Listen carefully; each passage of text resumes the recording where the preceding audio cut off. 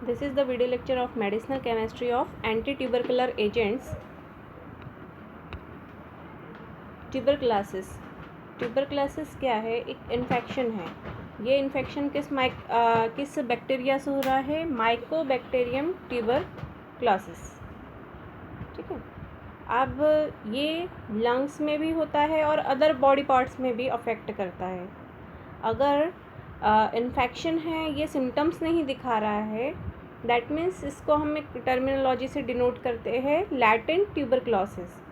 Latent tuberculosis infections जो है ये भी माइकोबैक्टीरियम ट्यूबरक्लोसिस से ही होता है, लेकिन इसमें हमें कोई एक्टिव ट्यूबरक्लोसिस दिखते नहीं हैं, इसलिए सिम्टम्स भी नहीं दिखते हैं। अब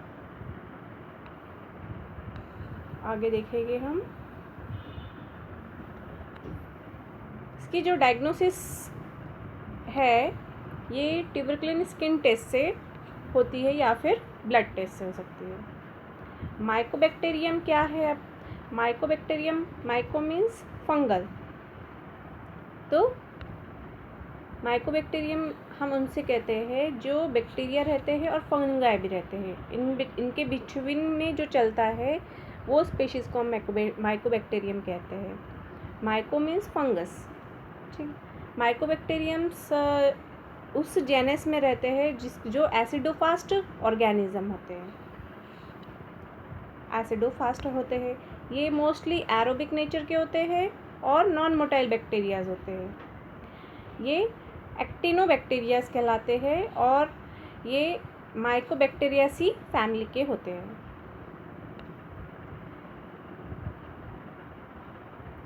सबसे पहले जो ट्यूबरक्लोसिस का इन्फेक्शन था, बैसिलस देखा गया था, ये डिस्कवर किया गया था रॉबर्ट कॉक के थ्रू, और एल्बर्ट कैलमेटी और कैलमिली गेरिन, इन्होंने सबसे फर्स्ट टाइम इसका वैक्सीन निकाला था जो कि 1906 में था, बोवाइन स्ट्रेन ट्यूबरक्लोसिस।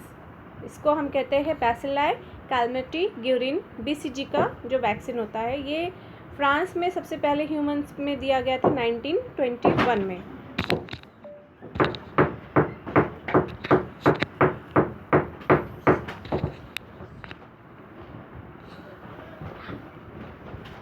ये है तीनों साइंटिस्ट।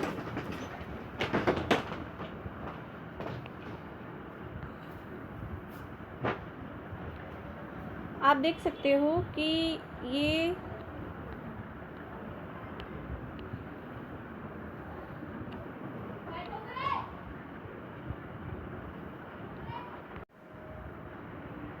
यहाँ आपको दिखेगा, ये सेल कवरिंग है, ये माइकोबैक्टीरियम की, ग्राम नेगेटिव की, और ये ग्राम पॉजिटिव बैक्टीरिया की। ये आप देख सकते हो अलग अलग जो ज्योमेट्री है ये डिज़ाइन की हुई है अलग अलग स्ट्रक्चर से, जैसे कि protein, phospholipid, peptidoglycan, arabinogalactan, mycolic acid, porins, glycolipids. तो ये स्ट्रक्चर है सेल मेम्ब्रेन का। सेल मेम्ब्रेन के ऊपर भी जो सेल एनवेलप होता है उसका। तो आप माइकोबैक्टीरियम में देखोगे कि माइकोलिक एसिड प्रेजेंट होता है। ठीक है।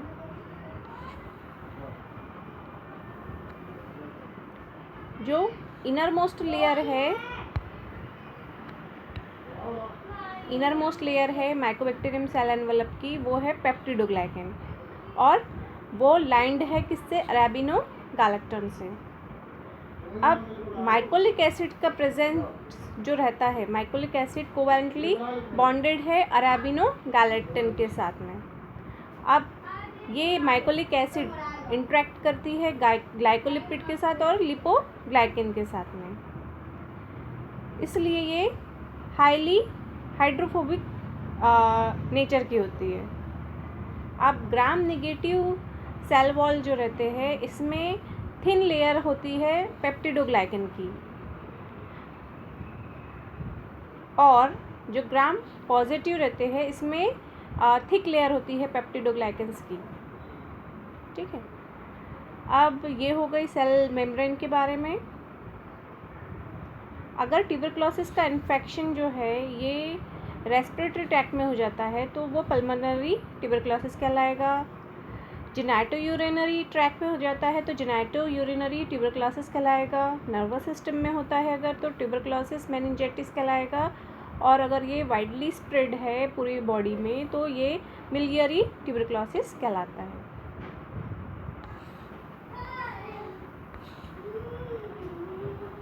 ड्रग्स देखेंगे हम अगर तो 2 स्टेजेस में यूज़ किया जाता है इसको। अगर कम सिम्टम्स है और ज़्यादा ट्रीटमेंट की ज़रूरत नहीं है तो हम फर्स्ट लाइन ड्रग यूज़ करते हैं, और सीवियर केस है तो सेकंड लाइन ड्रग भी यूज़ करते हैं। फर्स्ट लाइन ड्रग में आइसोनियाज़िड, स्ट्रेप्टोमाइसिन, रिफाम्पिसिन, थैम्ब्यूटॉल और पायराज़िनामाइड है, और ये सारे सेकंड लाइन ड्रग्स हैं। मेनली जो ट्यूबरक्लोसिस ड्रग है ये स्टैंडर्ड और रिवर्स ड्रग में क्लासिफाइड है। स्टैंडर्ड में भी बैक्टीरियासिडल और बैक्टीरियोस्टैटिक, और रिवर्स में भी बैक्टीरियासिडल बैक्टीरियोस्टैटिस। तो ये उनके एग्जाम्पल्स दिए गए हैं।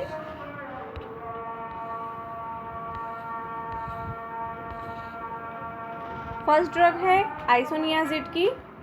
आइसोनियाज़िड में आप देखोगे कि एक आपको पायरिजिन रिंग मिलेगी, और ये इस रिंग में अटैच है CONH NH2। ठीक है, अगर हम सिंथेसिस देखें तो इस आइसोनियाज़िड के लिए हमें रॉ मटेरियल चाहिए रहेगा एक पायरिजिन रिंग, और इसके साथ में हमें चाहिए रहेगा रॉ मटेरियल CONH NH2। तो ये कैसे आता है देखेंगे। सबसे पहले 4 पिकोलिन का ऑक्सीडेशन होगा बाय यूजिंग पोटेशियम परमैंगनेट, तो आइसोनिकोटिनिक एसिड फॉर्म होगा। ये हो गया एसिड फॉर्म। अब इथेनॉल एंड एसिड के साथ में इसका ट्रीटमेंट कराते हैं तो इथेनॉल का C2H5 जो है ये हाइड्रोजन से रिप्लेस हो जाएगा, तो फाइनली हमें इथाइल आइसोनिकोटिनेट मिलेगा। और अगर हाइड्रोजीन के साथ में हम ट्रीटमेंट कराते हैं तो हाइड्रोजन के साथ में NH2 जो है हाइड्रोजन का वो यहाँ पे अटैच हो जाएगा, और यहाँ पे C2H5OH इथेनॉल अलग से निकल आएगा, और finally we get the isoniazid. Now we move on to mechanism of action. Mechanism of action में आप देख रहे हो कि माइकोलिक एसिड का डिक्रीज़ करता है आइसोनियाज़िड। आप देखोगे, आपने देखा था कि सबसे ज़्यादा अबंडेंट अमाउंट में माइकोलिक एसिड प्रेजेंट है माइकोबैक्टीरियम में। ठीक है, अब ये जो माइकोलिक एसिड का डिक्रीज़ होने की वजह से क्या होता है कि जो सेल वॉल है वो रिजिड नहीं रह जाती, उसकी जो रिजिडिटी है वो कम हो जाती है। अब आइसोनियाज़िड जो है ये एक प्रोड्रग है, और ये बॉडी में जाने के बाद एक्टिवेट होता है CAT-G एंजाइम से। CAT-G एंजाइम क्या है? एक माइकोबैक्टीरियल कैटालेज है, परऑक्सीडेज एंजाइम है ये, और ये कन्वर्ट होता है आइसोनिकोटिनिक एसिड में। आइसोनिकोटिनिक एसिड क्या करता है? वो बैक्टीरियल सेल वॉल में माइकोलिक एसिड को इनहिबिट करता है और उसकी सिंथेसिस नहीं होने देता। इस तरीके से ये बैक्टीरियासिडल का एक्शन प्ले करता है। आइसोनियाज़िड है, ये बाय यूजिंग CAT-G ये आइसोनिकोटिनिक एसिड में कन्वर्ट होता है और एक कॉम्प्लेक्स फॉर्म करता है जो कि ब्लॉक करता है माइकोलिक एसिड की सिंथेसिस की वजह से। इस तरीके से बैक्टीरियल सेल वॉल नहीं बन पाती है और फाइनली बैक्टीरिया किल हो जाते हैं। नेक्स्ट ड्रग है इथाम्ब्यूटॉल। इथाम्ब्यूटॉल में आप देख रहे हो कि सबसे पहले इसमें बेसिक स्केलेटन है ब्यूटाइल 1-ऑल। तो आप देखोगे कि इतना स्ट्रक्चर क्या है, ब्यूटेनॉल। ठीक है, अब ये 2 टाइम्स है, ऊपर भी दिख रहा है आपको और नीचे भी है ब्यूटेनॉल। तो 2 ब्यूटेनॉल है और जिसके फर्स्ट कार्बन पे OH ग्रुप अटैच है, दोनों के फर्स्ट कार्बन पे OH अटैच है, इसलिए ब्यूटाइल 1-ऑल। ठीक है, अब ब्यूटाइल 1-ऑल के सेकंड कार्बन से अटैचमेंट है, इसलिए यहाँ पे 2 ब्यूटाइल 1 ऑल आ गया। अब क्या अटैच है, 2 डैश इथाइलिन, ये हो गया इथाइलिन डायअमीन, इसलिए ये टोटल इसका नॉमेनक्लेचर हुआ 2 डैश इथाइलिन डायअमीन, और ये हो गया 1 और ये 2 डाई 2 ब्यूटाइल 1 ऑल। इसकी सिंथेसिस देखिए अगर, तो मेनली हमें रिएक्टेंट में क्या चाहिए, 2 इथाइल मतलब 1 इथाइल ग्रुप चाहिए, तो आ गया 1,2 डाइक्लोरोइथेन, और इसकी रिएक्शन की जाती है 2 अमाइनो ब्यूटेन 1 ऑल से। अब ये ट्वाइस लिया हमने ताकि ये दोनों जगह अटैच हो जाए बाय दिस NH, ठीक है। यहाँ से एक H और यहाँ से एक Cl, ऐसे करके H2HCl निकल जाएगा इसमें, और ये फुल्ली अटैच हो जाएगा दोनों साइड पे, और हमें फाइनली प्रोडक्ट मिलेगा इथैम ब्यूटॉल। इसकी मैकेनिज्म ऑफ एक्शन, ये क्या करता है, बैक्टीरिया के अरेबिनोसाइल ट्रांसफरेज एंजाइम को इनहिबिट करता है, जिससे कि पॉलीमराइजेशन रिएक्शन जो है अरेबिनोग्लाइकन का ये नहीं हो पाता, और फाइनली सेल वॉल सिंथेसिस नहीं हो पाती। ये RNA सिंथेसिस को भी इनहिबिट करता है इथाम्ब्यूटॉल। इस तरीके से 2 मेथड है जिसकी वजह से ये अटैक करता है बैक्टीरिया पे, और फाइनली बैक्टीरिसिडल एक्शन मिलती है। नेक्स्ट ड्रग है पायराजिनामाइड। पायराजिनामाइड में आपको दिखेगी यहाँ पायराजिन रिंग है, और उसके 1 और ये 2 पोजीशन पे अटैच है कार्बोक्सामाइड। सिंथेसिस में देखोगे आप कि पायराजिन 2,3 डाई कार्बोक्सिलिक एसिड, ये रिएक्ट कर रहा है यूरिया से, जिसमें कि CO2 निकल जाएगा, और फाइनली ये CONH जाके यहाँ अटैच, CONH2 यहाँ अटैच हो जाएगा, तो हमें मिलेगा पायराजिनामाइड। मैकेनिज्म ऑफ एक्शन देख सकते हो आप कि पायराजिनामाइड कन्वर्ट होता है पायराजिनोइक एसिड में, और पायराजिनोइक एसिड क्या करता है, माइकोलिक एसिड सिंथेसिस को इनहिबिट कर रहा है। दूसरा, ये सेल मेम्ब्रेन की इंटीग्रिटी को डिसरप्ट कर रहा है, तो सेल मेम्ब्रेन रिजिड नहीं रह जाती, और फाइनली हमें ट्यूबरक्लोसिडल इफेक्ट मिल रहा है, दैट मीन्स बैक्टीरियासिडल इफेक्ट मिल रहा है।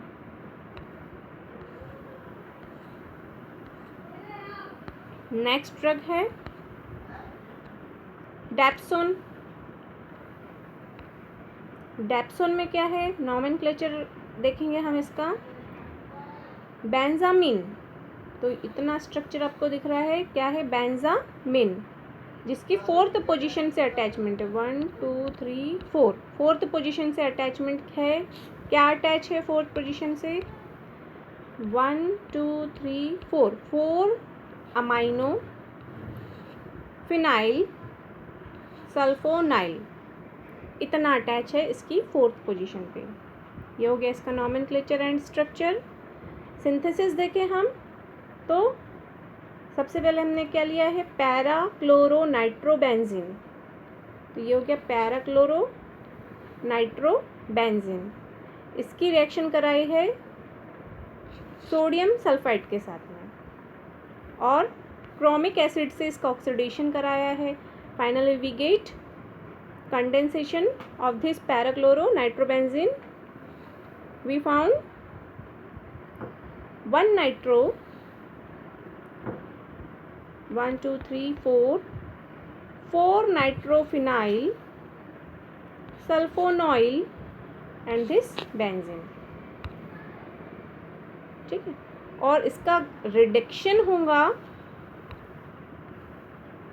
तो रिडक्शन होने की वजह से ये 2 जो ऑक्सीजन लगे हैं ये रिप्लेस हो जाएंगे हाइड्रोजन से, and finally we get our product dapsone.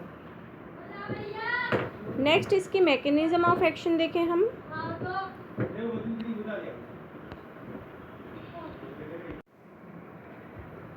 Mechanism of action में हम देखेंगे कि क्या होता है। डैप्सोन जो है ये बैक्टीरिया में डायहाइड्रोफोलिक एसिड सिंथेसिस हो रही है, इसको इनहिबिट कर देता है। अब ये इनहिबिशन कैसे हो रहा है? By using this enzyme dihydropteroate synthetase.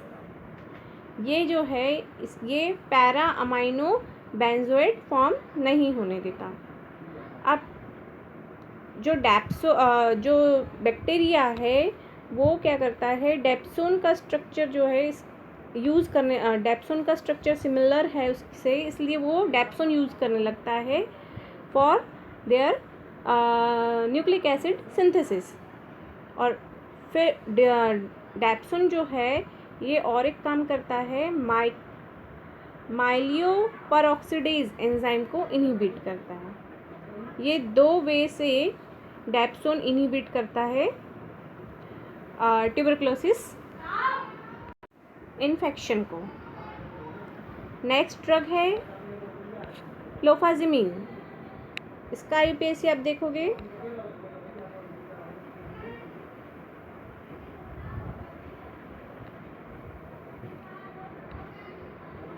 इसमें बेसिक स्केलेटन क्या है, 3,5-डाइहाइड्रोफिनाजिन 2 अमीन। तो आपको मिलेगा इतना ग्रुप हो गया 3 and 5 डाइहाइड्रोफिनाजिन 2 अमीन, इतना ग्रुप। अब इसमें क्या क्या अटैचमेंट है आपको दिख रहा है, 4 क्लोरोफिनाइल। तो इतना पार्ट हो गया आपका 4 क्लोरोफिनाइल। थर्ड पोजीशन पे क्या है, आइसोप्रोपाइल इम्यूनो। तो ये जो कंपाउंड है विथ डबल बॉन्ड, आइसोप्रोपाइल हो गया इतना, और ये इतना कंपाउंड कहलाता है इम्यूनो। और finally we get twice 4 chlorophenyl, one is this and another is this. तो इस तरीके से हमारा स्ट्रक्चर हो गया। यहाँ बिस लिखा है तो 4 क्लोरोफिनाइल हो गया। थर्ड पोजीशन पे है आइसोप्रोपाइल इम्यूनो और 2 amine, and this is the phenothiazine ring. और इसमें थर्ड और फिफ्थ पोजीशन पे हाइड्रोजन अटैच है। ऐसे आप देखेंगे हम क्लोफाजिम का, तो आप देखोगे